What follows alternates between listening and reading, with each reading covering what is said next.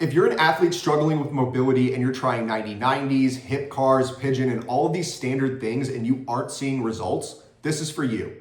Mobility is one of the biggest buzzwords in sports, particularly for pitchers right now when we're talking about back hip, internal rotation, and T-spine extension, which are positions and ranges of motion that we need to be fluid in, but you don't necessarily have to be as mobile as what you think you might to be able to throw hard. Because mobility has a different side of the equation that always gets ignored, and that's stability.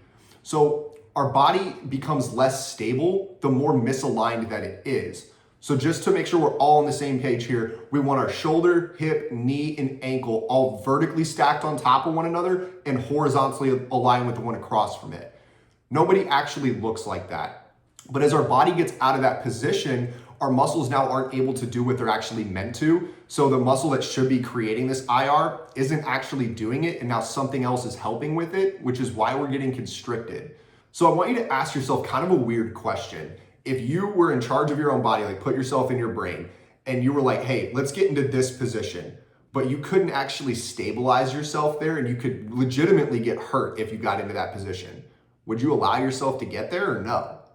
No, you would probably lock everything down and just be like, absolutely not. You are not getting into that position regardless of what you try.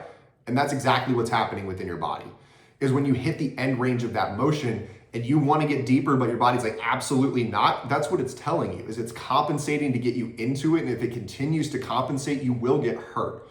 So for us to put you into a better position to improve the mobility, it's not just about, hey, let's work through this range of motion, but rather let's change the reason for why that range of motion is constricted in the first place.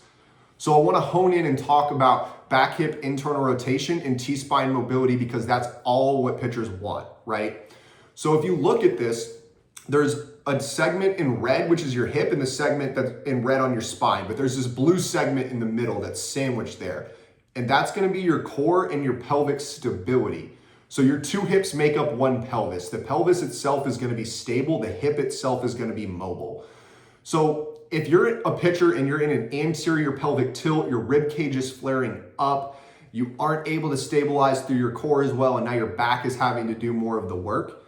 So if I'm this muscle that's responsible for extending your spine, but my spine is already rounded forward, and now I've got to go all the way back this way to get that range of motion. Well, there's more range of motion that I have to get out of to even get to neutral to then actually extend the spine. But that low to mid trap also isn't going to be the muscle that does it.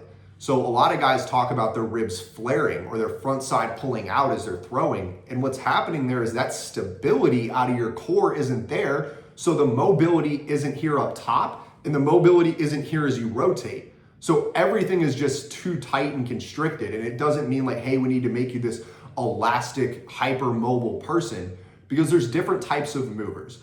There are guys that are more hypermobile and kind of wiry. And there's also guys that are built more like a refrigerator that are really tight.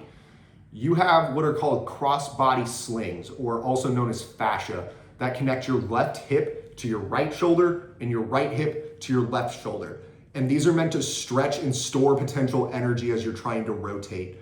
So if the hip isn't mobile enough on one side and this isn't mobile enough up here, well, the stability's off in the middle.